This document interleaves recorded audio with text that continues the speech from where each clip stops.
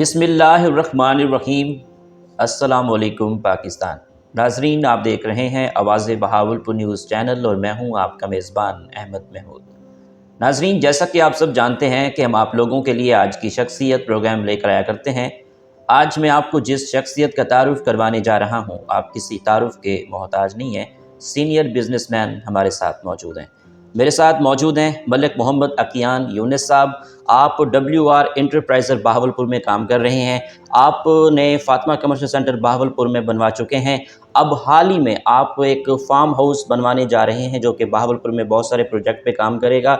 आज हम बिज़नेस के हवाले से बात करेंगे, सर की प्रोफेशनल लाइफ के हवाले से बात करेंगे और बहावलपुर में बिज़नेस को किस तरह देखते हैं, इन फ्यूचर आपके क्या प्लान्स हैं और क्या करने जा रहे हैं। तो आइए मलिक मोहम्मद अकियान यूनिस साहब से बात करते हैं, मुलाकात करते हैं। अस्सलाम वालेकुम सर। वालेकुम सलाम, क्या हाल है? मैं ठीक है। बिल्कुल ठीक सर, आप कैसे हैं? खैरियत से हैं? अल्हम्दुलिल्लाह, अल्लाह का बड़ा एहसान है। बहुत शुक्रिया सर हमें कीमती टाइम देने का। जी मोस्ट वेलकम सर, आप आए हमारे पास, हमारे लिए यही बड़ी खुशी की बात है। सर, बिज़नेस की दुनिया के हवाले से मैं बात करूं तो आपने अपने बिज़नेस का आगाज़ कब किया? अहमद, हमने बिज़नेस तो माशाल्लाह बिज़नेस की लाइन में तो मैं आ गया था 1996 में। तो फिर ये है कि बिज़नेस आगे चेंज करते रहे, मुख्तलिफ कैटेगरी में काम किया। पहले जो स्टार्टिंग में हमने किया था 1996 में, उसमें मैंने एयर कंडीशनर के पार्ट से उनको सप्लाई शुरू किया। उनका अच्छा। प्रॉपर एक हमने वो बनाया स्टोर और वहाँ से काम शुरू किया। वो 4-5 साल तक वो लगातार माशाल्लाह करते रहे। माशाल्लाह। उसके बाद फिर कराची शिफ्ट हो गए। फिर वहाँ पे मैंने जाके तो कॉन्ट्रैक्टरशिप पे काम शुरू कर दिया पाकिस्तान स्टेट ऑयल में। अच्छा। चैवरन टेक्साको जो कार्लटेक्स पाकिस्तान थी उसके साथ, और इस तरह ना 2-3 और मल्टीनेशनल कंपनियां थी, ग्रीव्स है, रिक्सन है, इनके साथ भी मैंने काम किया है 2-2 साल ना जी। अच्छा। तो मोड ऑफ बिजनेस जो है वो मेरे चेंज होते रहे। लेकिन फिर जो इसके अंदर आया, जब मैं कंस्ट्रक्शन और रियल एस्टेट के अंदर, ये बहावलपुर में शिफ्ट हुआ हूँ अच्छा। 2005 के अंदर जी। 2004 के एंड पे 5 के शुरू में ना जी। ठीक है। तो तब से माशाल्लाह इसी रियल एस्टेट का प्रॉपर हमने फिर इसको बिजनेस में लेके आज 19 साल हो गए हैं करते हुए, और अल्लाह ताला ने इसमें इज्जत भी दी, फिर इसमें रोजी भी है, फिर काम भी हम बड़ा प्रोफेशनल तरीके से कर रहे हैं। तो आपके सामने ही है जो हमारी आज की कंडीशन है माशाल्लाह। अच्छा जनाब, मुझे बताइएगा कि आपने अब तक कौन से प्रोजेक्ट्स किए हैं और इन फ्यूचर कौन से प्रोजेक्ट करने का इरादा रखते हैं? अहमद, हमने जो बड़े प्रोजेक्ट्स हैं उनमें तो फातिमा कमर्शियल सेंटर है बहावलपुर में, लियाकतपुर के अंदर ख़याबान अरशद है, 33 एकड़ का एक यूनिट है। ठीक है। और उसके बाद जो है ना, अब हम जो है वो यहाँ पे छोटे यूनिट तो हमारे काफ़ी हैं जो कंस्ट्रक्शन में हमने किए हैं जी। उसमें फर्नेस्ट घर थे, दूसरे घर थे, लेकिन अब हम सबको वाइंड अप करके ना जी, अब हम जा रहे हैं फार्म हाउस की तरफ। ठीक। तो नेक्स्ट जो हमारा जो प्लान है, बल्कि हमने उस पर स्टार्ट कर दिया काम, कुछ बना रहे हैं, तो कुछ हमने लैंड उनके लिए परचेज की है, तो उसके अंदर हम जा रहे हैं इंशाल्लाह। बड़े अनकरीब आपको एक खुशखबरी देंगे कि बहावलपुर में बड़े लग्जरी फार्म हाउस आपको माशाल्लाह, ज़बरदस्त। ठीक। अच्छा सर, आपने फातिमा कमर्शियल सेंटर बहुत ही मुनफरिद बनाया है बहावलपुर के लोगों के लिए। बिज़नेस की दुनिया में जो काम करना चाहते हैं, जो अपने ऑफिस खूबसूरत तरीके से बनाना चाहते हैं कि हमारे ऑफिस खूबसूरत हों, तो आपने ये कमर्शियल सेंटर बनाया, बहुत मुनफरिद है। तो मैं चाहूँगा कि इस बारे में हमें कुछ बताइएगा। ये अहमद, हमने लैंड तो परचेज कर ली थी 2002 के अंदर ना जी। ठीक है। सॉरी 2012 के अंदर ये जो हमने लैंड परचेज की थी, तो आइडिया था कि हमने एक प्रोजेक्ट देना है बड़ा लग्जरी किस्म का लोगों को ना यहाँ पे। ठीक है। अच्छा, वो सोच तो थी, लेकिन वो हालात जो थे ना मार्केट के, मुल्क के लोगों की परचेजिंग पावर, वो सब चीज़ों को देखना पड़ता है। अच्छा, जैसे उनको देखना पड़ता है, फिर हमने उसके प्रोजेक्ट को लॉन्च किया है, यानी स्टार्ट किया है। जो हमें गवर्नमेंट की तरफ से एनओसी मिला है, वो मिला 2017 के छठे महीने। ठीक है। जैसे हमें वो 2017 के छठे महीने प्रोजेक्ट हमें मिला, तो हमने उसके 3 महीने के बाद, यानी कि 2 महीने ना, बल्कि रमज़ान शरीफ थे, रमज़ान शरीफ में हमें एनओसी मिला, रमज़ान शरीफ में हमने इसको स्टार्ट कर दिया। अच्छा। प्रोजेक्ट को ना। अच्छा, तो वो करते करते हमने इसको 3 साल में कंप्लीट भी कर लिया है। और लेकिन हमने ना इसका मोड ऑफ जो सिस्टम था ना पेमेंट वगैरह का, वो भी हमने बड़ा चीप सा रखा हुआ था, यानी कि लोग हमारी तरफ आएँ, हमारा प्रोजेक्ट देखें, उसकी जो बुनियादी जो उसकी सहूलतें हैं ना, वो उनको पिक करें, ताकि वो यहाँ पे मार्केट में किसी के पास है नहीं। अच्छा, उसमें हमने फिर इस तरह किया कि जो ओनरशिप पे हमने लोगों को दी या जिस बंदे ने हम पे रेंटल ली, उनको हमने ये पहले गाइडलाइन बताई कि इसमें ना सख्तियाँ हमने बड़ी रखी हैं। सख्तियाँ उन्हीं लोगों के लिए रखी हुई हैं कि जो मसलन हम इस मार्केट के अंदर हमने किसी को शटर नहीं लगाने देते। उसमें यह है कि शीशा लगा हुआ मार्केट बड़ी खूबसूरत लगती है। वो जो परचेजर थे उन्होंने भी इस तरह हमारे साथ तामन किया, और जो लोग हमारे साथ रेंटल में बाद में लोग आए हैं उन्होंने भी बड़ा अप्रिशिएट किया कि यार ये बड़ी अच्छी चीज़ है कि आपने इतनी हाई फाई यहाँ पे सिक्योरिटी दी हुई है, वो कैमरे वाली सिक्योरिटी भी है, गनमैन भी हैं, एयर कंडीशन मस्जिद दी हुई है, प्रॉपर एक सफाई का निज़ाम बना दिया। यानी इसलिए ना आपको ये दूसरी मार्केट से बड़ी मुनफरद नज़र आती है, क्योंकि सफाई पे तो बिल्कुल कंप्रोमाइज़ नहीं है ना इसके अंदर। तो अब लोग भी है, उन्होंने हमें बड़ा अप्रिशिएट किया, हमें बड़ा हौसला मिला। नेक्स्ट प्रोजेक्ट भी इंशाल्लाह लोगों को इसी तरह के हम जी। अच्छा, माशाल्लाह इस commercial centre Fatima commercial centre में आपने एक आर्ट गैलरी भी बनवाई हुई है, तो इस बारे में भी हमें बताइएगा, इसमें क्या यूनिकनेस है? जी बिल्कुल ऐसी है, मतलब वो ना आर्ट गैलरी, हमारे एक दोस्त हैं जवेद साहब ना, आर्टिस्ट हैं बहुत बड़े वो, ठीक है, उन्होंने फाइन आर्ट्स में मास्टर किया है IUB से। तो उनसे मुलाकात हुई तो मैंने कहा यार हमारे पास तो बड़ा अच्छा डिस्प्ले है, तो आप वहाँ पे क्यों नहीं आते? तो वो उन्होंने मेरी रिक्वेस्ट उन्होंने कबूल की। फिर वो हमारे पास आए, उन्होंने प्लेस देखा, वो माशाल्लाह बड़ा ज़बरदस्त उनको लगा। उन्होंने कहा यार ये तो बड़ी हाई फाई किस्म की जगह है, तो मुझे जो है अपना यहाँ पे जगह दें। अच्छा, ये बहावलपुर की ना प्राइवेट सेक्टर के अंदर पहली आर्ट गैलरी है। अच्छा, इससे पहले बहावलपुर के अंदर कोई आर्ट गैलरी इतनी मेंटेन या वेल सेटल नहीं है। तो वो जवेद साहब भी माशाल्लाह इधर आ गए हमारे पास। उन्होंने फिर जैसे आर्ट गैलरी लेके आए, उन्होंने बल्कि जो हेड ऑफ कंट्री है पाकिस्तान के फाइन आर्ट्स के, उन्होंने उसकी ओपनिंग की। अच्छा, माशाल्लाह। IUB से बड़े बंदों ने शिरकत की, जामशोर यूनिवर्सिटी से बंदों ने शिरकत की। तो हमारे लिए भी बड़ी इज़्ज़त की बात है कि यार हमारी जगह के ऊपर इतने अच्छे लोग, पढ़े लिखे लोग, अच्छा एटमॉस्फेयर बन गया है। तो उसमें हमें बड़ी कामयाबी मिली। आपको वो विजिट भी करवाते हैं, बड़ी अच्छी उन्होंने कोशिश की है। हमारे लिए तो बड़ा बाइसे फ़ख्र है, इस तरह की चीज़ें हमारी मार्केट के अंदर आई हैं। जनाब, जो आप फार्म हाउस बनवाने जा रहे हैं उसमें क्या क्या सहूलियात होंगी? अच्छा, अहमद उस तरह है कि जो बहावलपुर में मैंने पहले विज़िट किए हैं ना फार्म हाउस लोगों ने बनाए हैं, वो इस तरह है कि 2 कमरे बना दिए, 1 कमरा बना दिया। उसमें बस वो एक बाइलाज जिस तरह होते हैं चीज़ों को कि उसमें जो सहूलतें फार्म हाउस में चाहिए वो नहीं है। कोई गैदरिंग करनी है, कोई पार्टी करनी है, कोई जैसे घरों में होती है, कोई मंगनी का फंक्शन हो गया, जैसे हमारे देसी स्टाइल के लोग हैं, तो उसमें जो करना है तो उसके लिए कोई गुंजाइश या स्पेस या गेस्ट आए तो गेस्ट रूम। तो मैंने उसी चीज़ों को मद्देनज़र रख के ना इस काम के अंदर एक बड़ी जिद्दत लेके आया हूँ, क्योंकि हमारा जो स्टाइल है ना कंस्ट्रक्शन का, वो तकरीबन दूसरों से हट के है।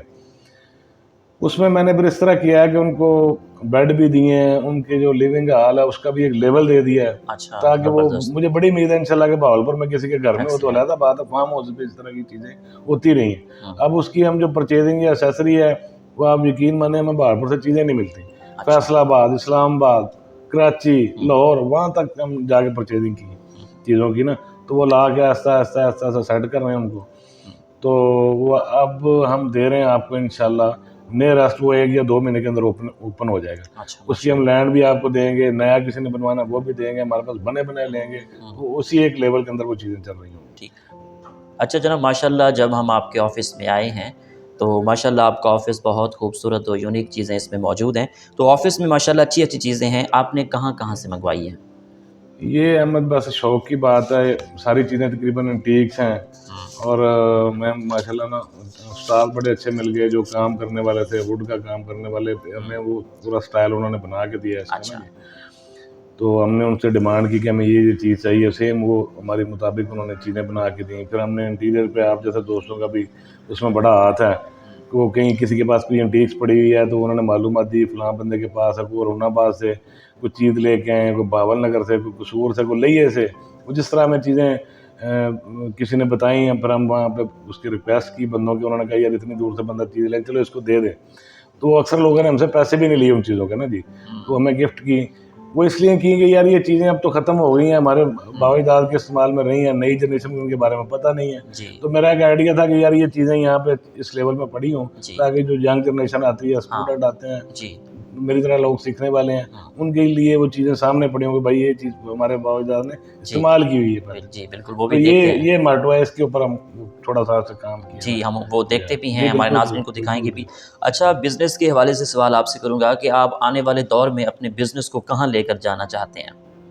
हम जी बस अल्लाह ताला ने बड़ी इज़्ज़त दी है इस कंस्ट्रक्शन के लेवल में भी और रियल एस्टेट के अंदर भी, लेकिन हम जो है ना इसको बस इससे ऊपर ये है कि हम फार्म हाउसेज में एक अपना नाम पैदा करना चाह रहे हैं। ठीक है।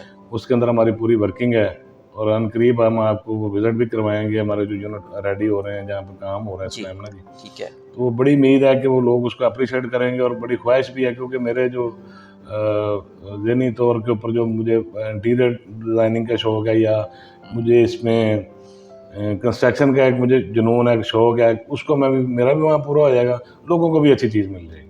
ठीक। कारोबारी लोगों के क्या मसाइल हैं जो आप चाहते हो एज ए बिजनेसमैन के हल हो जाएं? बस कारोबारी जिस तरह आसानी है उसी तरह इसमें बड़ी मुश्किलें भी हैं हमारे लिए। जैसे टैक्सेस हैं, हर जून के अंदर 10%, 6%, 4% मुख्तलिफ कैटेगरी के मुख्तलिफ बढ़ जाते हैं। एक लैंड है, हमने जब परचेज़ करनी है बड़ी मुश्किल से उसके पैसे इकट्ठे करते हैं, वो मिलती है 50 लाख रुपए की, 40 लाख रुपए की, 5 करोड़ रुपए की, 2 करोड़ रुपए की। एक मिसाल है, एग्जाम्पल दे रहा हूँ। अब जब हम वो परचेज़ करते हैं हमें पता ही नहीं होता कि यार इसके ऊपर जो है ना फीसिस कितनी पड़ेंगी, इसके जो रजिस्ट्रियाँ करवानी है, अपना नाम ट्रांसफ़र कराना है, वो कितने उसके वो हैं। अच्छा, जब वो प्रोसेस में हम चले जाते हैं तो पता चलता है जी कि ये तो आपने जो 10 लाख 50 लाख की चीज़ ली है, इसके ऊपर तो 10 लाख रुपए एक्सपेंस आ रहे हैं आपको अपना नाम ट्रांसफ़र कराने के। वहाँ पे बड़े मायूस होते हैं कि यार हम काम करने वाले बंदे हैं, कंस्ट्रक्शन कर रहे हैं, हमारा एक यूनिट बनता है, उसके ऊपर 10 बंदे तो 20 बंदे तो काम कर रहे हैं ना लेबर के। अब आप उस एक यूनिट 4 कनाल का बनता है या 5 कनाल का बनता है, आप एक पूरी चैन है जिन बंदों को रोजी मिल रही है। वो सीमेंट परचेजिंग कर रहा है, वो रेडी वाला है, वो रक्शे वाला है, कोई उसमें सरिया लेके आ रहा है, वो सरिये वाली फैक्ट्री उसमें देखे कितना, एक पूरा चैन है, बड़ा अच्छा सिस्टम होता है। बिल्कुल। कंस्ट्रक्शन का बड़ा बरकत काम है। लेकिन इस तरह मायूसी होती है कि जब उसको हमने ना हमें गवर्नमेंट इस जो कंस्ट्रक्शन वाले बंदे हैं ना उनको कोई रिलीफ नहीं देते। जो बंदे तो प्रॉपर्टी रख के सेल करते हैं उनको तो आप लगाए ना जी टैक्स। जो बंदा 1 साल के बाद उसकी कंडीशन ही चेंज कर देता है, कंस्ट्रक्शन उसकी करता है, उसके ऊपर एक प्रॉपर और सरमाया लगाता है, अब उसको तो कम से कम रिलीफ देना जी।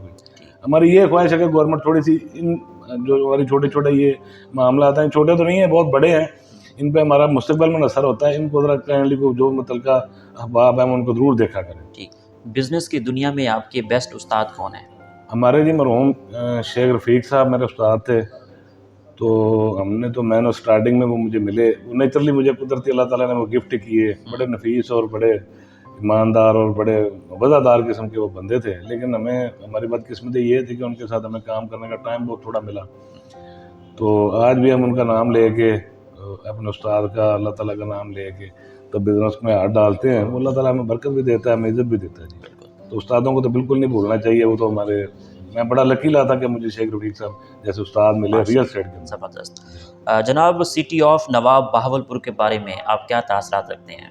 सर, ये टूरिस्ट टाइप का बंदा हूँ मैं, तो मुझे तो ये रेजिडेंशियल के लिए इतना अच्छा लगा कि पाकिस्तान के 2-3 शहर ही मुझे जो है ना मेरे माइंड सेट के मुताबिक, एक ये भावलपुर, एक कोयटा और एक एबटाबाद।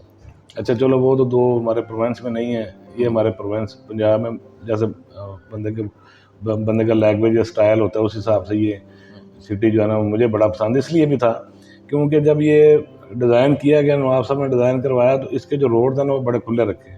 इसकी जो बिल्डिंग का स्ट्रक्चर बनाना वो बड़ा कमाल का था, यानी बड़ा कोई यूनिक है। दूसरे शहरों में इस तरह की आपको स्ट्रक्चर मिलेगा ही नहीं। ये रोमन, इटालियन और इस तरह का नवाब साहब ने बड़ी स्ट्रगल की, जो इनका बिल्डिंग स्ट्रक्चर बना उसकी वजह से भी मुझे लगाव भी था। तो मेरे लिए फिर ये सबसे अच्छा, मैंने यहीं पे स्टे कर लिया। 2005 के बाद पक्का यहीं के नेशनल हो गए। ठीक।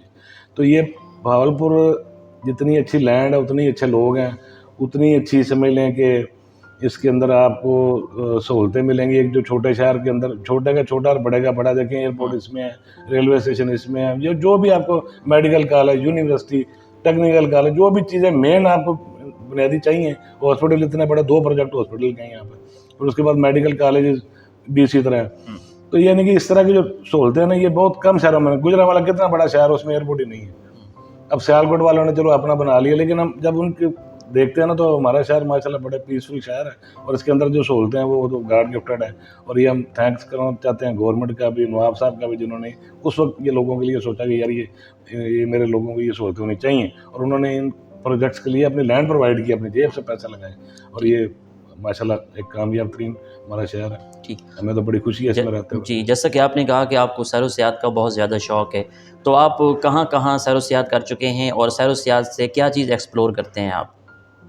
ये तो ना अहमद इस तरह है कि हमने तो छोटे होते मुसलमान हैं, मुसलमानों के घर पैदा हुए हैं। एक सिस्टम है कि नबी पाक सल्लल्लाहु अलैहि वसल्लम जो हैं उन्होंने का भी ये फरमान है कि अगर आपने इल्म हासिल करना तो आप सफ़र करें। तो ये कोई पता नहीं कोई लक थी मेरी या वो एक माइंडसेट बन गया। मैं 1994 में पहली दफ़ा ट्रक के ऊपर बैठ के स्कर्दू गया हूँ।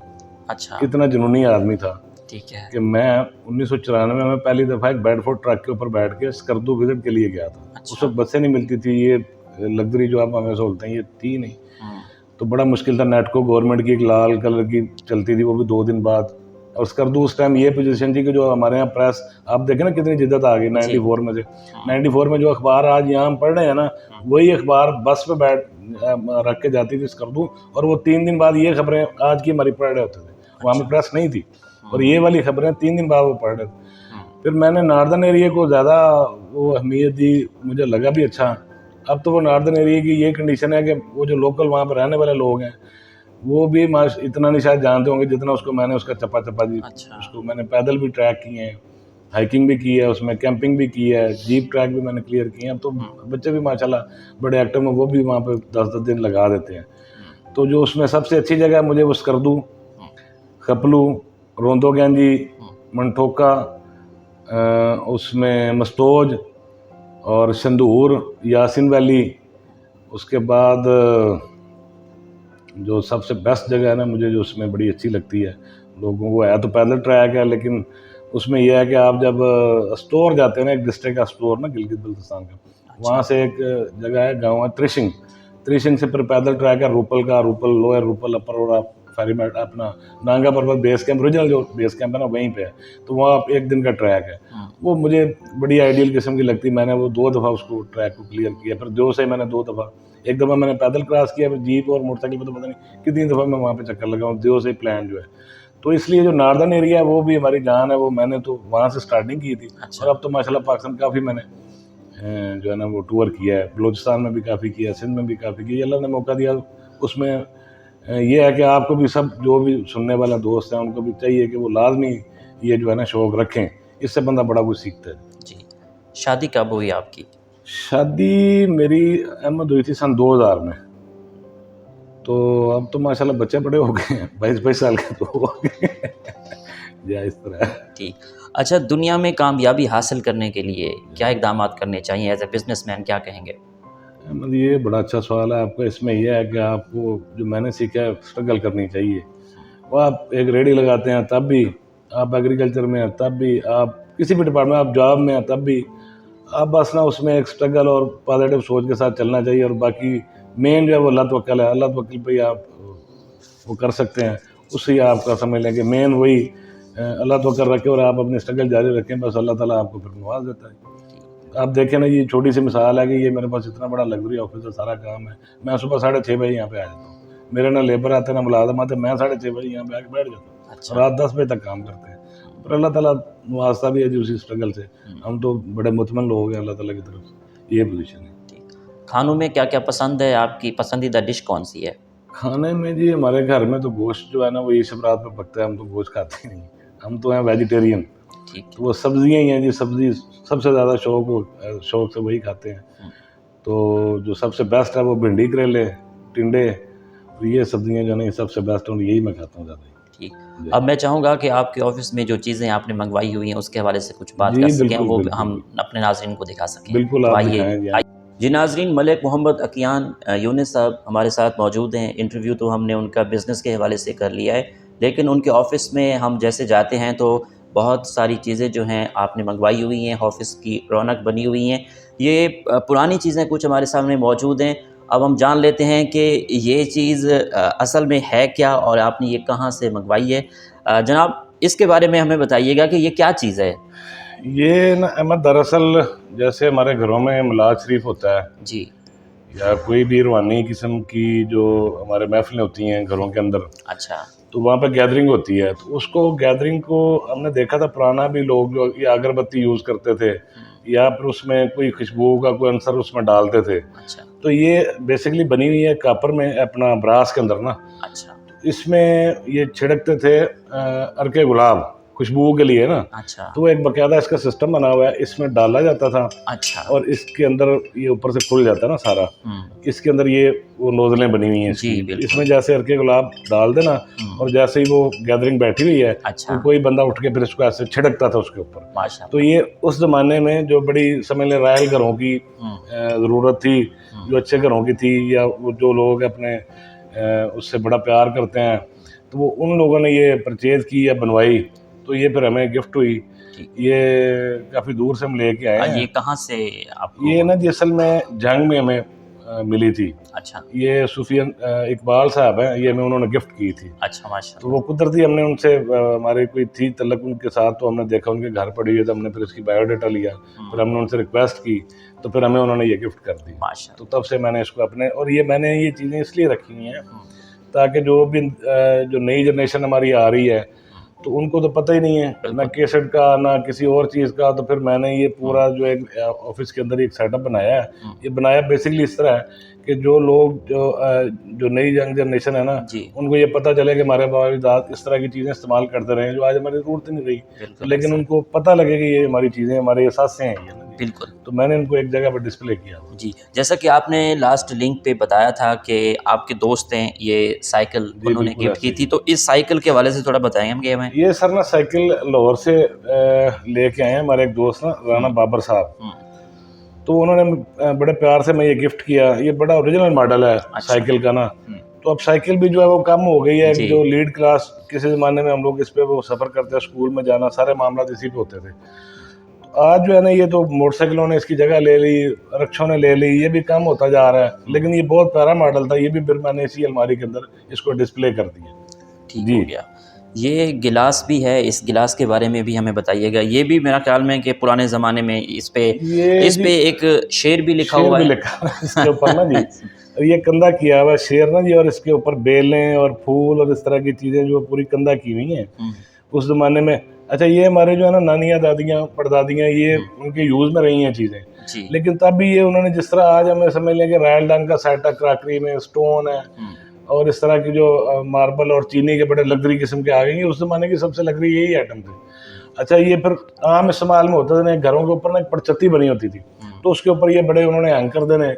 और उसके बाद 1 साल के बाद इनकी जो है ना बाकायदा सर्विस होती थी, वो सारा टब्बर उनको नीचे उतारना, फिर नींबू और रेत लेके उसको रगड़ रगड़ के मालिश करके फिर उसको वहाँ पर रख देना, और ये पूरा साल चमकते दमकते रहते थे। तो ये अब तो ये ख़त्म हो गई हैं। अब तो ये हमारी अलमारियों की जीनत ये इस तरह ये चीज़ें रह गई हैं। ये भी मैं बताना मकसद ये था कि ये भी हमारे पास रहे, ताकि लोगों को पता चले यार ये हमारे बाबाजाद के इस्तेमाल में ये इस तरह की चीज़ें रही। इस तरह की एक और भी चीज़ बनी होती है, बाजरी का जो डोडा बनता है उसके ऊपर उसको प्लेन करने के लिए वो भी इसी तरह का कापर में बना होता था पहले ना जी।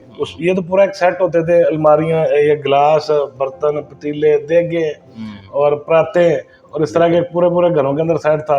ये फिर जो तब्दीली आई ना जी, वो सिल्वर के बर्तन लेने के लिए, तो वो जो गांव में लोग जाते थे उन्होंने ये कापर सस्ते भाव दे दिया और उसके इवज़ जो है ना वो स्टील के और वो सिल्वर के हमें बर्तन मिले, जो आजकल हमें बीमारियों का बायस भी बन रहे हैं। और ये तो बीमारियों को रोकते थे, बल्कि बंदे की मैदे को और चीज़ों को बड़ा एनर्जेटिक करते थे। आज भी जो बड़े रॉयल किस्म के या लीड क्लास के लोग जो इन चीज़ों को समझते हैं, वो इनको सीने से लगा के रखते हैं, बल्कि यूज़ कर रहे हैं वो लोग। बिल्कुल ऐसा जी, इस तरह ही है ना। ये चीज़ जो पड़ी हुई है इसके बारे में भी ये मॉडल है जी, ये हमारे पास आया था सियालकोट से। सियालकोट से वहाँ पर लोहार है, ये तकरीबन आज से कोई 80-82 साल पहले की ये आइटम है ये, और भी इसके साथ मेरे पास काफ़ी पड़े हैं। अच्छा जी, बिल्कुल। ये देचकियाँ हैं, असल में ना देचकियाँ बनाई हुई हैं कापर में, इनके ऊपर भी कंधाकारी की हुई है उन्होंने ना, ये भी ब्रास में है बनी हुई। और ये इसका जो ये ऊपर नीचे वाला सिस्टम है, ये हमारे घरों में होती थी पालें, जो गाँव के अंदर पालें लगती थी ना, वो घड़ों की बनाते थे, मिट्टी के बर्तनों के, चाटियों की बनाते थे। वो किसी में चावल रखे हुए हैं, किसी में अलसी रखी हुई है, तो ये उसको भी करती है कि जब पाल में रखते हैं तो वो हमें वो याद आता है कि यार ये वो पुराना पालों वाला सिस्टम था। लेकिन ये अब तो ख़त्म हो गई है। इन्होंने मॉडल बनाए किसी बच्चों के यादगिरी के लिए, वो लोहार थे, ये उनके हाथ की बनी हुई चीज़ें। ये हमें सियालकोट से गिफ्ट हुई, ये भी बड़ी एंटीक किस्म की चीज़ें। फिर हमने इसको संभाल कर रखा कि यार ये भी इस तरह की चीज़ें भी हमारे पास हैं और ये पहले लोगों के इस्तेमाल में इस तरह के ओरिजिनल भी रहे हैं, ये तो मॉडल है, ओरिजिनल भी इस तरह की चीज़ें रही। नाज़रीन, हमने बिल्कुल आपको कुछ दिखाया, लेकिन अगर हम इस तरफ जानिब देखें तो बहुत सारी चीज़ें और भी पड़ी हुई हैं। वो एक लॉक भी पड़ा हुआ है, वो लॉक जो पड़ा वो पुराना है, वो भी पुराना है जी, काफ़ी पुराना लॉक है। और क्योंकि पहले ये लॉक होते थे इनकी बड़ी बड़ी मोटी मोटी चाबियाँ, और ये बड़े बड़े बड़ा हैवी किस्म का है। ये मेरा ख्याल है इसका पौना केजी जो इसका वजन होगा। अच्छा। और इसकी जो चाबियाँ वो भी 3 हमारे पास ओरिजिनल पड़ी हैं, काफ़ी बड़ी बड़ी हैं, काफ़ी वेट वाली वो चाबियाँ। इस तरह और भी इसमें अलमारी की काफ़ी कापर की चीज़ें जो कुछ लोगों ने हमें गिफ्ट की हैं, बाद औक़ात हमने परचेज़ की हैं, और बाद औक़ात हम परचेजिंग के लिए जाते हैं तो वो लोग हमसे फिर पैसे भी नहीं लेते। वो कहते नहीं यार, आपने अगर इस मकसद के लिए इसको रखना है कि यानी कि आप जो नई जनरेशन है उसको बताने के लिए रखना है, तो ये सदके वाली वो काम है, आप इसको बड़ा अच्छा काम कर रहे हैं, तो हमें फिर गिफ्ट दे देते हैं। ठीक, ये कैमरास के हवाले से बात करें तो आजकल बड़े जदीद कैमरास आए हुए हैं, डिजिटल, और 10-10 लाख का और कमाल की पिक्स। ये हमारे पास एक कैमरा मौजूद है, ये आपने कहाँ से मंगवाया और इसकी अहमियत के हवाले से बताइएगा। हरोनाबाद के आगे एक छोटा सिटी है फकीर वाली सर ना, ठीक है। वहाँ पे जब हम छोटे छोटे होते थे ना जी, तीसरी क्लास में पढ़ने, चौथी में, स्कूल वालों की तस्वीरें बना के लाओ जी, वो मुलाजिम ने साइकिल पे ले जाना, मुल्तानी फोटोग्राफर के पास जाना। तो वो मेरे ख्याल में इसी कैमरे से हमारी तस्वीरें बनाते थे। ये 1958 का कैमरा है, ये शीका 635 635 इसका जो कोड या इसका जो उस मॉडल नेम है। अच्छा। वो है, और ये बड़ी क्लास की उस जमाने की चीज़ें थी। तो ये मैंने एक दफ़ा उनके पास बैठा, मैंने कहा यार आपके पास कोई इस तरह की पुरानी चीज़? उन्होंने कहा जी बिल्कुल है। उन्होंने बड़ी अलमारियाँ वगैरह अपनी ढूंढी, उसमें से ये मुझे मिला, और ये बिल्कुल चालू हालत में, इसमें रीड डलती है बकायदा चालू हालत में। अच्छा, और ये ऊपर से देखने के लिए यूज़ करते थे ना उस टाइम भी, यहाँ से ये देख के और इसको बनाते थे, इसका स्टैंड और ये सारी चीज़ें। तो ये फिर उन्होंने हमें गिफ्ट कर दिया। फिर हमने इसको भी ला के इसी अलमारी की जीनत बनाया ताकि लोग इसको आके देखें, और ये देखें कि ये हमारा पुराना ये है, हमारे बाओ-अजदाद इन चीज़ों को इस्तेमाल करते रहे ना जी। तो इस तरह ही है मतलब सारी चीज़ें, और भी काफ़ी सारी चीज़ें अलमारी के अंदर पड़ी हुई हैं। बिल्कुल। हमने करेंसी भी इसमें एक परात रखी हुई है, वो करेंसी है, तो वो करेंसी मुस्लिम मुल्कों की है। पाकिस्तान की पुरानी करेंसी भी उसके अंदर है, 25 पैसे, 1 पैसा, अच्छा, इस तरह की करेंसी, 5 पैसे, 10 पैसे, और भी कई कंट्रीज़ की है। और ये हमने परात रखी हुई है ना। अच्छा। इसमें यह है कि किसी के पास भी अगर हो पुरानी, तो हमारे इस मकसद के लिए इस परात में ला के वो रख देते ताकि बंदे इससे इस्तिफादा हासिल कर सकें, और ये हम दिखाएं कि भाई ये चीज़ें भी हमारे पुराने ज़माने में रही हैं, ये फलाने मुल्क में रही हैं, ये हमारे मुल्क के अंदर रही हैं। अपने इस ऑफिस से लेकर हमारे नाजरीन को जो चीज़ें आपके पास रखी हुई हैं उनके लिए क्या पैगाम है आपका? हमारा ये मुख्तसर सा पैगाम है लोगों के लिए ना जी, कि अपना कल नहीं भूलना चाहिए। हमारे बाओ-अजदाद ने बड़ी स्ट्रगल की, जो आज हम बड़ी लग्जरी ज़िंदगी गुजार रहे हैं, तो वो इसके पीछे असल में उन्हीं लोगों का हाथ है जिन लोगों ने एग्रीकल्चर लैंड में काम किया और नौकरियां की हमें पालने के लिए, उनसे हमारे जो माँ बाप थे उनको पालने के लिए एक पूरी हिस्ट्री बन जाती है ना जी। तो हम चाहते हैं कि अपने कभी भी बड़ों को जो है ना, उनको ना भूलें, उनका एहतराम करें। अगर किसी के माँ बाप जिंदा तो उसकी भी वो रिस्पेक्ट करें, और उसी लेवल से बात करें कि ये इन्होंने जिस मुश्किल से हमें पाला है या जिस हालात से हमें पाला है, तो हम भी उसी हिसाब से इनके साथ गुफ्तगू करें, मध्यम लहजे में गुफ्तगू करें। मेरा तो यंग जनरेशन को यही पैगाम है कि अपने वालिदैन के साथ बिल्कुल दोस्तों की तरह और उनकी ज़रूरियात को मद्देनज़र रखते हुए कभी भी उनके इंसल्ट ना करें, उनके साथ ज़्यादा से ज़्यादा टाइम गुजारें, और उनकी जो भी ज़रूरियात ज़िंदगी हैं उनको प्रॉपर टाइम दे के उनकी पूरी करें। ठीक, अब क्या ख्याल है आपका जो फार्म हाउस बन रहा है वहाँ जाके विजिट करें? बिल्कुल जी, बिल्कुल ज़रूर, मोस्ट वेलकम। आपको हम वहाँ पे आपको वेलकम करते हैं, आप आएँ। आपको मार्केट का भी बल्कि विजिट करवाते हैं, और उसके बाद हम फार्म हाउस का भी आपको विजिट करवाते हैं, वो भी कंस्ट्रक्शन के मराहिल में है, तो हम आपको दोनों 2 यूनिट है वहाँ पे, दोनों इंशाल्लाह आपको विजिट करवाते हैं। नाजरीन, हम इंटरव्यू तो कर चुके हैं, अब हम मार्केट का भी विज़िट करेंगे, आर्ट गैलरी जो है वो भी आपको दिखाएंगे, और दूसरा जो अकियान साहब फार्म हाउस बनवाना जा रहे हैं वो भी आपको दिखाएंगे। तो एक शॉर्ट ब्रेक के बाद दोबारा से मुलाकात होती है।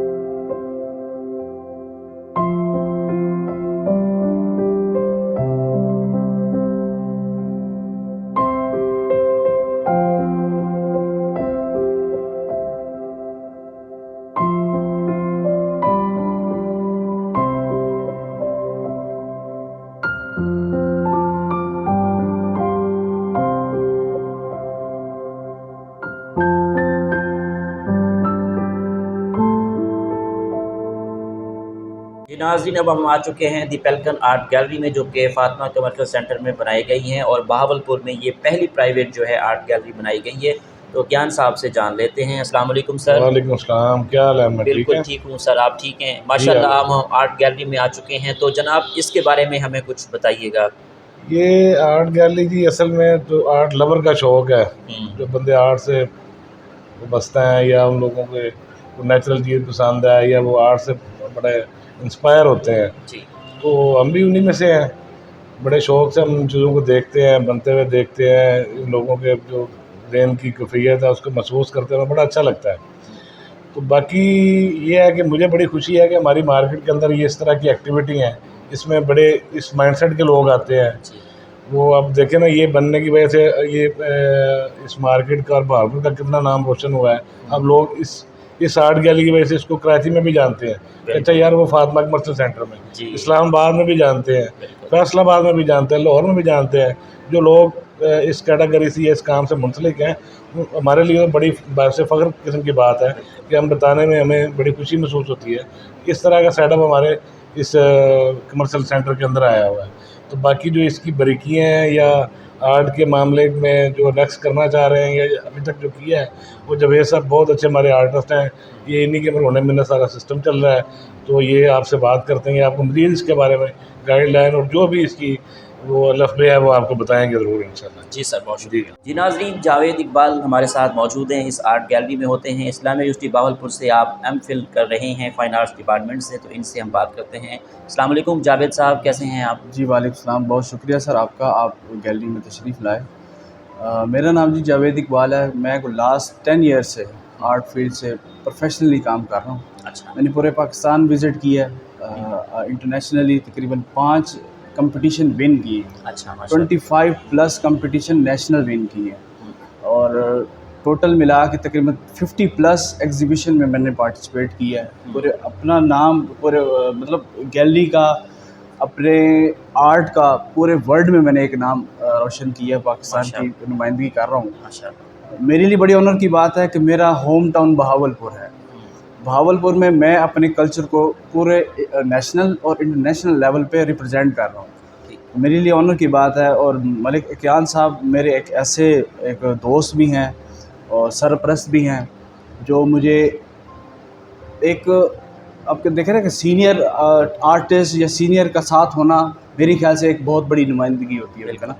मेरे लिए खुशी की बात है कि सर इकयान साहब, क्योंकि उन्होंने मुझे सपोर्ट की सारी चीज़ें। बहावलपुर में मैं पूरे पाकिस्तान में विज़िट की, उन्होंने कहा जी आप बहावलपुर से हैं तो इसी कल्चर को हम पूरे नेशनल और इंटरनेशनल यहाँ बैठ के क्यों ना रिप्रेजेंट करें। मैंने कहा जी आर्ट गैलरी बनानी, ये स्टूडियो था उससे पहले, क्योंकि आर्ट गैलरी बहावलपुर में नहीं थी। हमने बहावलपुर में ये इनिशिएटिव लिया और जिनका सहरा मतलब इकयान साहब के पास इनके सर जाता है। तो मुख्तलिफ मीडियम में मैं काम कर रहा हूँ। इसमें ऑयल पेंटिंग है, वाटर कलर है, एक्रेलिक है, स्केचिंग है। तो बस इस तरह का इनिशिएटिव बहावलपुर में pelican art gallery Fatima commercial centre में हमने स्टार्ट कर दिया। ये कमर्शियल आर्ट गैलरी है फर्स्ट बहावलपुर में। जो स्टूडेंट्स अपनी पेंटिंग बनाकर यहाँ पे रखना चाहते हैं, क्या क्या सहूलियात दे रहे हैं उनके? उसमें हम फ्री ऑफ कॉस्ट उनको डिस्प्ले देते हैं। ठीक है। वो अपना आर्ट वर्क हमें दिखाएं, चेक करवाएं। हमारा पूरा जूरी पैनल है। उसमें सर गुलाम हसन साहब हैं, अली अब्बास सैयद साहब हैं, रमज़ान भट्टी साहब हैं, मेरा नाम भी उसी में है। तो हम उनको पहले एनालाइज करते हैं, क्या वो इस काबिल है कि वो डिस्प्ले करे, वो सेल करे, मतलब उनकी हम छानबीन करते हैं। वो 3 दिन का हमारे पास टाइम होता है, तो उसके बाद हम डिस्प्ले करते हैं। ये कमर्शियल आर्ट गैलरी का कॉन्सेप्ट ही हमने इसलिए दिया है कि ये मेरी गैलरी नहीं है, ये सबकी गैलरी है। यहाँ सबका काम डिस्प्ले हो सकता है, चाहे, क्योंकि थीसिस आप देखते हैं यूनिवर्सिटी में रिसर्च चल रही होती है, उनके पास उसके बाद डिस्प्ले का ऐसा पॉइंट नहीं होता। बिल्कुल ऐसा। हमने फ्री ऑफ कॉस्ट एक पॉइंट दिया है, आप अपना काम करें। क्योंकि स्टूडेंट्स के आपको पता है जिस तरह के एक्सपेंस होते हैं, जिस तरह उन्होंने डिग्री कंप्लीट करनी होती है, उसके बाद उसको सेल कैसे करें हम अपने आर्ट को। तो हमारी पेलिकन आर्ट गैलरी का एक मिशन है, मोटो है, हम उनको प्लेटफॉर्म देंगे। दी पेलिकन आर्ट गैलरी से आपका क्या पैगाम है? पेलिकन आर्ट गैलरी से हमारा ये पैगाम है कि जो यंग आर्टिस्ट है वो मोस्टली उनके पास स्किल होता है, इन्वायरमेंट नहीं होता, एक प्लेटफॉर्म नहीं होता।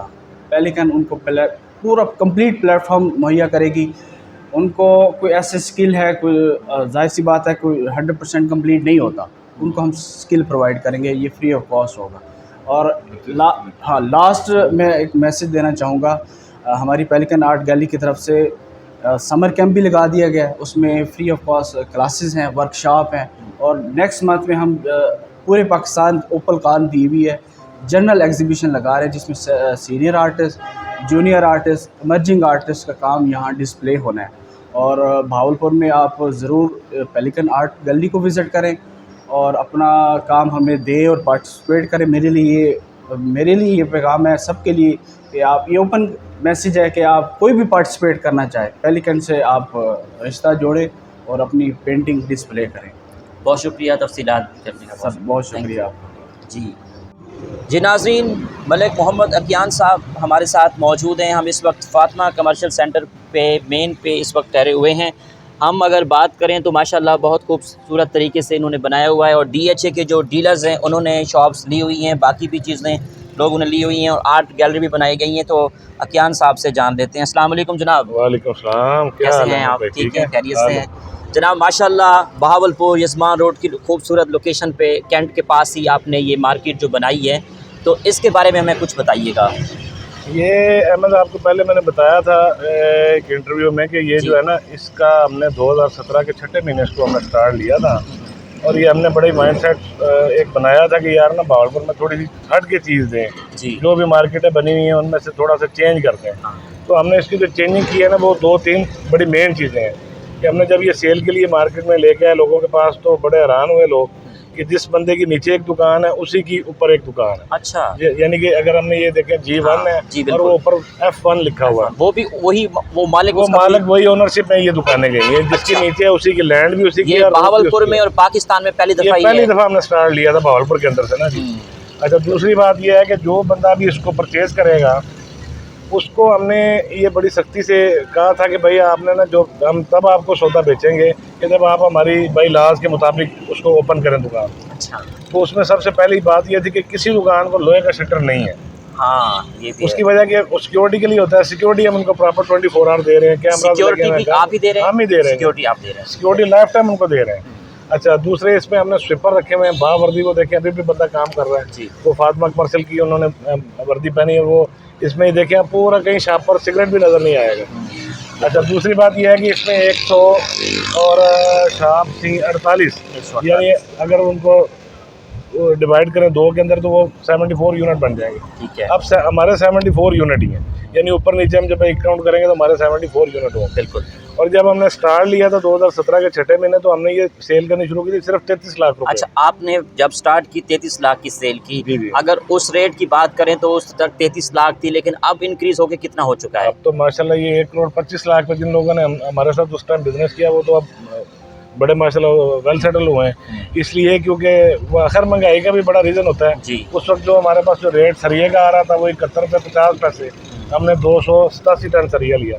आज जो उसका रेट है वो 320 रुपये, तब 348 रुपये सीमेंट का रेट था, आज 1160 रुपये। कोविड के दौर में ये कंस्ट्रक्शन, कोविड के दौर में हमारी कंस्ट्रक्शन बंद नहीं हुई, हमने उस वक्त ये फाइनल कर ली थी। वो कोविड एंड हो रहा था। सबसे बड़ी बात यह है कि कोविड में लोगों के पास रोजगार नहीं रहा, कुछ नहीं रहा। हमारी लेबर हमारे साथ कंस्ट्रक्शन में लगातार चल रही है, पुरानी भी चल रही है, आज भी हमारे पास वही लोग चल रहे हैं। तो उनके लिए सबसे बड़ी सहूलत ये थी कि वो कोविड के दौरान भी यहाँ पे हमारे पास काम करते रहे प्रोजेक्ट में। कितना दुकानें आपकी सेल हो चुकी हैं, कितना रहती हैं, और क्या रेट्स चल रहे हैं? हमारे नाजरीन में से कोई दुकान खरीदना चाहते हैं तो उनके लिए हमारी 74 थी यूनिट ना जो इसके अंदर अहमद, तो हमारे 70 माशाल्लाह फरोख्त हो चुके हैं। 4 यूनिट हमारे पास बचे हैं। अच्छा, वो भी 1.25 करोड़ रुपए के रेट से। अब जैसे कोई पार्टी आएगी वो ले लेगी, लेकिन हमारे पास इस टाइम जो ओपनिंग हुई है, और आपको ये भी बताता चलूँ कि भावलपुर में और काफ़ी प्रोजेक्ट कमर्शियल बने हैं। अच्छा। लेकिन सबसे बेस्ट इसलिए ये काउंट होता है क्योंकि इसमें जो इसको आबाद करने का रेशो था ना, वो भी सबसे आगे हमने 148 ऊपर नीचे लगाए, और इसमें से 96 ऑफिस बने हुए हैं। 96 ऑफिस हमारे पास ओपन हो गए, और ये रेशो जो है पूरे भावलपुर के अंदर किसी कमर्शियल यूनिट जो हमसे पहले के भी बने हैं ये बन रहे हैं, कई यूनिट ऐसे जो हमसे पहले काफ़ी शुरू हुए थे बनने, वो भी अभी तक आबाद नहीं हो सके। ये अल्लाह ताला की बड़ी हम पे खास करम नवाज़ी है कि हमारे इस वक्त 96 यूनिट इसमें ओपन हुए। बहुत शुक्रिया सर। थैंक यू जी, थैंक यू आपका।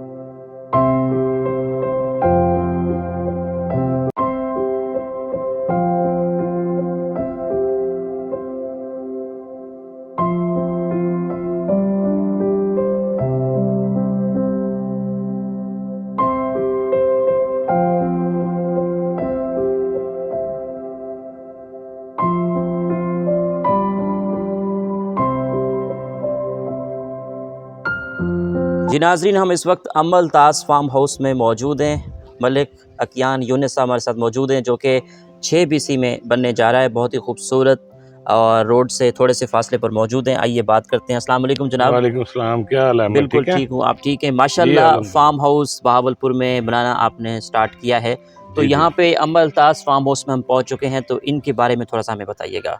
अच्छा, ये ना हम एक पूरी सीरीज बना रहे हैं हम ना। ठीक है। हम जितने भी फार्म हाउसेज हैं, क्योंकि हमारे पास हमने ये 6 BC में, 10 BC में, और ये मलिका इसके 29 BC है बोची वाले पुल के साथ। ये बहावलपुर के बिल्कुल नियरेस्ट, और बल्कि बहावलपुर के अंदर है, रिंग रोड के अंदर ये दोनों रकबा जाता है ना जी। ठीक है। तो हमने पहले इससे काफ़ी परचेजिंग की है लैंड की, ठीक है। और ये प्रॉपर एक प्लान बनाया कि हम एक सीरीज दें प्रॉपर अमलताज़ फार्म हाउसेस की ना, जिस जो लोगों को जिसमें इंटीरियर भी जो है ना वो भी सारा हैंडमेड है। यानी कोई बाजार से उठा के ऐसी चीज़ नहीं रखती कि भाई ये ले, ठीक है। वो नौ दौलतियों वाली उसमें कोई ऐसी चीज़ नहीं। बड़ा लग्जरी किस्म का उसमें हमने टच दिया है, ताकि जो अच्छे लोग हैं, अच्छी फैमिलीज हैं, वो इसको देखें और परचेज करें। और फिर इसकी ना एक लाइफ लिमिट भी हमने बनाई है। इस तरह नहीं कि वो आपका 2 साल बाद टूटियाँ ख़राब होगी जी, 3 साल बाद।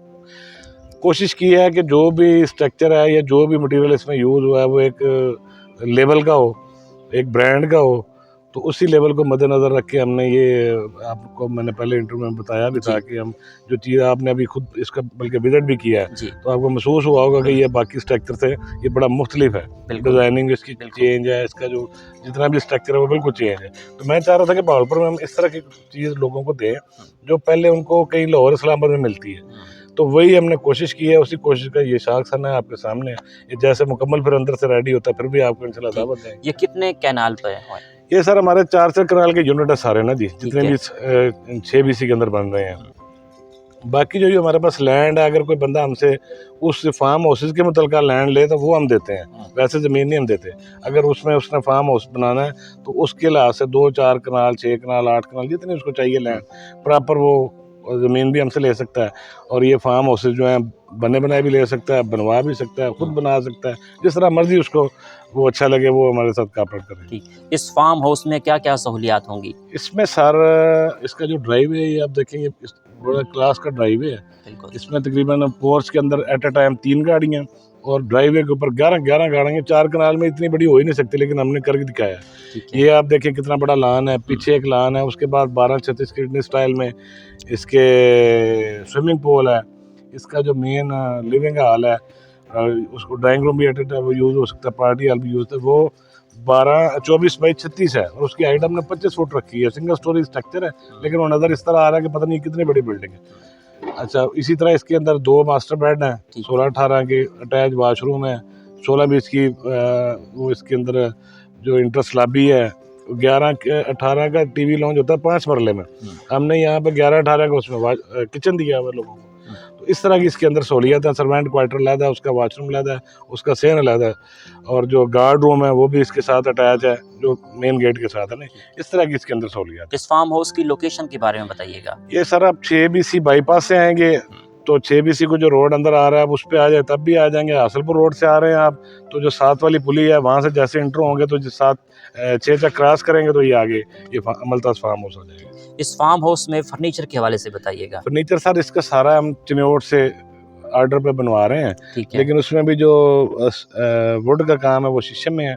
बाकी जो इसके इंटीरियर बेड शेड है वो हम लोकल, हमारे पास बहुत अच्छा कारीगर है जिसने हमारे ऑफिस का फर्नीचर सेट किया हुआ है या बनाया है, उसी को हमने डिज़ाइनिंग दी हुई है कि भाई ये इस तरह हमें चीज़ें चाहिए। तो उस पर वर्क जारी है, वो 3-3, 4-4 महीने लगते हैं एक बेड को तैयार करने में। उसी लेवल का बेड इसके अंदर, सोफे, हर चीज़ हम मुकम्मल करके देंगे इंशाल्लाह। ये फार्म हाउस कब तक मुकम्मल हो जाएगा? ये नेक्स्ट 3 महीने के अंदर अंदर इंशाल्लाह अल्लाह खैर करेगा ये कंप्लीट हो जाएगा। ठीक हो गया, बहुत शुक्रिया जी, थैंक यू भाई। जी नाजरीन, अमलताज़ फार्म पार्ट 2 जो दूसरा बनने जा रहा है तकरीबन 2-3 एकड़ों के फासले पे, जनाब माशाल्लाह ये दूसरा फार्म हाउस बनाने जा रहे हैं, लेकिन इसका जो नक्शा है उससे ज़रा चेंज है, तो इस वाले से बताइएगा। ये ना अहमद इस तरह है कि इसमें हमने ना थोड़ा सा देखना पड़ता है कि बिजनेस के हवाले से भी चीज़ों को ना, तो कुछ लोगों की जेब को भी देखना पड़ता है। वो एक्स्ट्रा लग्जरी है, अच्छा, उसके अंदर एक्सेसरी और है, उसका मटेरियल और तरह का है, उसका डिज़ाइन भी उस तरह डिज़ाइन किया गया। ठीक है। ये उससे थोड़े से रेट वाइज चीप है, ये नीचे वाले रेट में जाएगा। अब इसका जो स्ट्रक्चर है, हालांकि इसका जो बिल्डिंग स्ट्रक्चर है, बेड भी इसके अंदर 2 हैं, टीवी लॉन्च भी, इसका पोर्च भी उससे बड़ा है, इसमें भी सर्वेंट क्वार्टर, इसमें भी स्विमिंग पूल, सारी चीज़ें हैं। लेकिन फिर भी हमने इसको थोड़ा सा जब दोनों का मुआवजा करते हैं ना तो फिर देखते हैं कि यार मार्केट में एक बंदा थोड़ी सी सस्ती चीज़ लेने वाला है, एक बहुत महंगी लेने वाला जी ऐसा है। है। तो हमने दोनों की वो आइडिया था ना उसको आजमा दिया कि भाई ये भी है और वो भी है। इसका रकबा भी 4 कनाल है और इसकी लेंथ विड्थ भी वही है। अब इसका स्ट्रक्चर सिर्फ चेंज हमने किया, डिज़ाइन भी चाहिए। अच्छा ये है भी न्यू मॉडल में, यानी कि इसकी जो फ्रंट एलिवेशन है वो मॉडर्न टाइप है और उसकी जो है ना वो मॉडर्न और एंटीक्स दोनों को मिक्स करके सेंटर निकाल दिया कि भाई ये इस तरह का होना चाहिए। ठीक है। फार्म हाउस खरीदने वाले खास तौर पे नज़र रखते हैं कि इनकी प्राइस कितना होगी, ये बनने के बाद क्या इरादा रखते हैं, कितने तक सेल करने का इरादा है? सर ये तो अभी डिसाइड होगा जैसे ये फाइनल होंगे ना, फिर क्योंकि रेट आगे पीछे मटेरियल वाइज हो रहे हैं अभी, इसलिए कोई फाइनल डिसीजन तो नहीं ले सकते, लेकिन जैसे ये कंप्लीट होंगे फिर इंशाल्लाह इसका रेट भी अनाउंस करेंगे। ये पार्ट 2 जो बन रहा है ये कब तक मुकम्मल हो जाएगा? ये इसको 5 से 6 महीने लगेंगे, उसको 3 महीने वो तो फिनिशिंग पे चला गया, इसको अभी 5 से 6 माह लगेंगे। और दूसरे नंबर पे ये एक पूरी सीरीज है हमारी ना, हाँ मौसम्मल तास ही रहेंगे, लेकिन इसकी हम नंबरिंग वाइज ना पूरी एक सीरीज बनाएंगे। ये जब बिजनेस स्टार्ट किया तो फिर इंशाल्लाह लगातार इसमें लोगों को सहूलतें देते जाएंगे। ठीक। आखिर में सुनने वालों को, देखने वालों को, बिजनेसमैनों को जो फार्म हाउस लेना चाहते हैं उनको एज अ बिजनेसमैन क्या पैगाम देना चाहेंगे? बस सब दोस्तों से और देखने वाले सुनने वालों सबसे यही रिक्वेस्ट है कि आप जैसे ये मुकम्मल हों आप इसको ना विजिट ज़रूर करें, ताकि हमारा जो आइडिया है, जो हमारी आइडियालॉजी है, सब इस काम पे हमने फोकस किया, स्ट्रगल की है और इसकी इंटीरियर एक्सटीरियर पे जितनी हमने मेहनत की है, ताकि दूसरे लोगों को पता चले यार ये वाकई जो कह रहे हैं वही करते हैं कि ये सिर्फ जिस तरह लोग बातें कर देते हैं उस तरह बातें की है। तो हमें तब खुशी होगी जब इसको लोग आके खुद अप्रिशिएट करेंगे कि यार वाकई इसके अंदर बहुत इन्होंने एक लग्जरीपन भी दिया और इसका मटेरियल भी बहुत अच्छा है। बहुत शुक्रिया sir, nice talking to you. जी तो नाजरीन आपने आज की शख्सियत प्रोग्राम सुना, एक नए प्रोग्राम में मुलाकात होगी, तब तक अल्लाह हाफिज़, अल्लाह निगहबान, पाकिस्तान जिंदाबाद।